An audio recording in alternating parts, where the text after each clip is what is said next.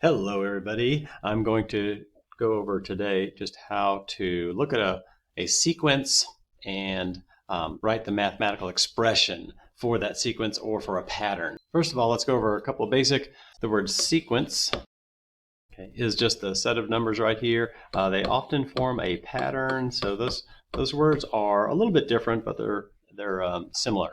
Also, we have the word term here. Okay, the word term you'll see a lot during 6th grade, and in this case, when we look at a sequence, the word term indicates the position of each number. So this is term number 1 right here, term number 2, term number 3. It's just the position, the first one, the second one, the third one, the fourth one, and so on. So I might look at the sequence and say, what is the 5th term, or what is the 20th term? Way down there, ... 20, what would that number be in the sequence? So those are the type of words we're going to be using. So let's go ahead and get into this right now. Here we see the sequence, and we see first, second, third, fourth term, and we're going to use those numbers in helping us figure out what the algebraic expression is. So you could probably look at this and tell what is the 5th and the 6th term in the sequence. What number is that going to be? Of course, you're probably like, oh yeah, it's easy. That's 25 right here. We're counting by fives, and that's 30 right here. So that's not really a tricky thing. You could even jump all the way to the 20th term, do a little bit of calculation, and say, well, I'm counting by fives, so I know that's going to be 100. So this is a pretty basic one right here. We are counting by five, so every time we move up one turn, we're adding 5, right? So these are groups of 5. We are repeatedly adding groups of 5. Let's just think about that. What does it mean to repeatedly add 5 to something? What kind of math is repeated addition? Yeah, this is multiplication. So we see in term 1, we see one group of 5. That's like 1 times 5, right? We see in 2 is 2 times 5, and so on and so forth. That's pretty basic. So that's pretty easy right here. So we're going to say, what would be way down here, or maybe not way down here. Let me erase these. What would be any term I think of? If I came up with a number and I said, I want you to find the 87th term, what would you do to 87 to find that number? Well, you would just multiply by 5, right? 87 times 5. So we want to come up with a rule. No matter what number I come up with here, what would you do to that number? Well, let's get algebraic here. Algebraic is simply something that's describing a math expression that involves variables. A variable is just like that question mark. It's kind of like the what number is there? Any number I come up with. So what would you do with n to find the value of n? Well, whatever number I come up with, you're going to multiply by 5. So we're going to write the expression 5n. That is the rule, or that is the algebraic expression for this pattern. It is 5 times whatever number we come up with for the term. So term, we could check it out. What term 4 right here? Well, that would be 5 times 4, right? Term 2 is 5 times 2. We can substitute any term number in for that variable for the n right there. So that was pretty easy. So let's look at another example here. All right, let's take a look at this one. Let's just kind of break it down a little bit and see what's happening as we move from term to term. Here's term 1, term 2, term 3, term 4. It's always good to kind of label these, and then we can start looking at how these change. So do you notice something changing each time as we move upwards? If you said, yeah, it looks like we're adding 5 each time, just like last time, you're right. So once again, it's repeated addition of the number 5. So we are multiplying 5 times something, right? So if I wanted to say what is going to be the nth, this is like the first, second, third, fourth, and then it would go 5th and 6th. This is the nth one. Whatever number I come up with, what would we do? So we know that there are groups of 5. So if we look at like this, let's just kind of examine this. This is 3 groups of 5. I know I'm going to do 3 times 5. This right here, 2 groups of 5. I know it's 2 groups of 5 because I'm repeatedly adding 5. I know my first group is my first group of 5 that I would add. But wait a second, 5 times 1 is not 3. it's 5, right? So it's not exactly correct. And then 5 times 2 is not 8, it's 10. 5 times 3 is 15.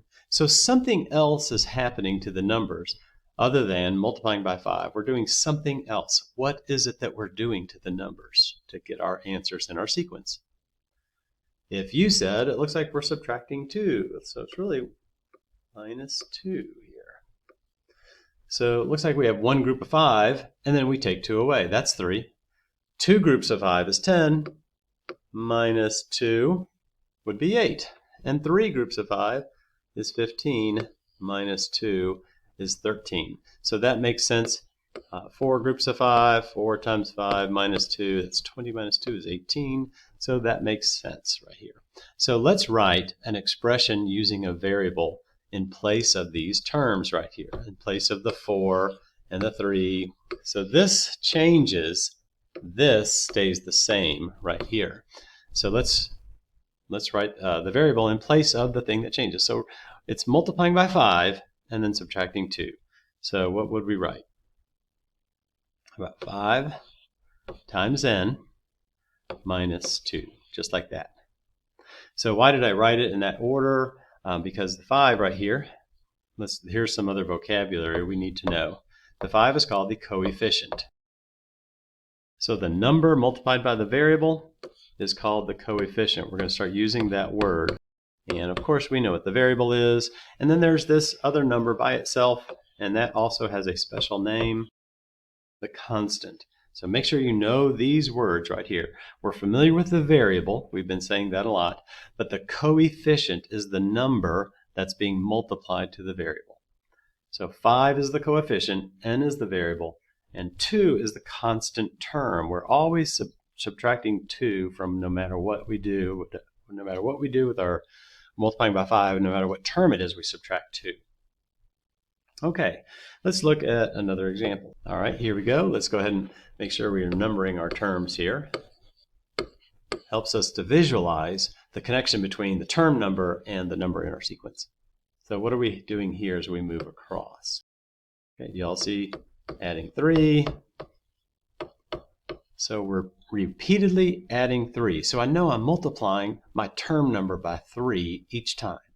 So for n, let's just kind of jump to this. I know I'm going to be multiplying 3 times whatever my term number is. Let's take a look at that. Well, 3 times 1 is not 4, and 3 times 2 is not 7, and 3 times 3 is not 10. Something else is going on here. So what else do we do to our rule here? So if you said, oh yeah, we need to add 1 each time. Now let's check.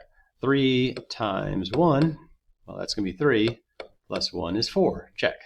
3 times 2 is going to be 6, plus 1 is 7. Yeah, that works out. And 3 times 3 is 9, plus 1 is 10. So this fits our pattern, and it works real well. So if I were to say, what is the 100th term? What's that going to be? Way down the list, you can plug that in and say, well, I know it's going to be 3 times 100, and then I'm going to add 1 more. So that number would be 301.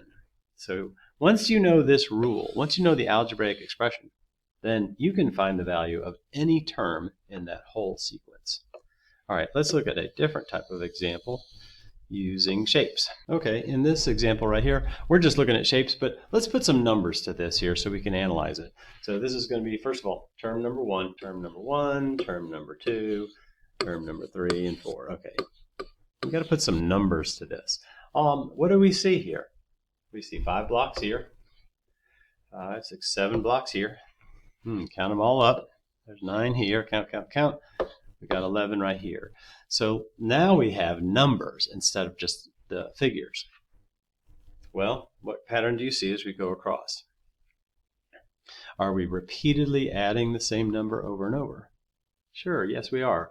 So if I were to think of any term, the 5th term or the 6th term or the 20th term or the nth term, we use n a lot for sequences and patterns for the variable.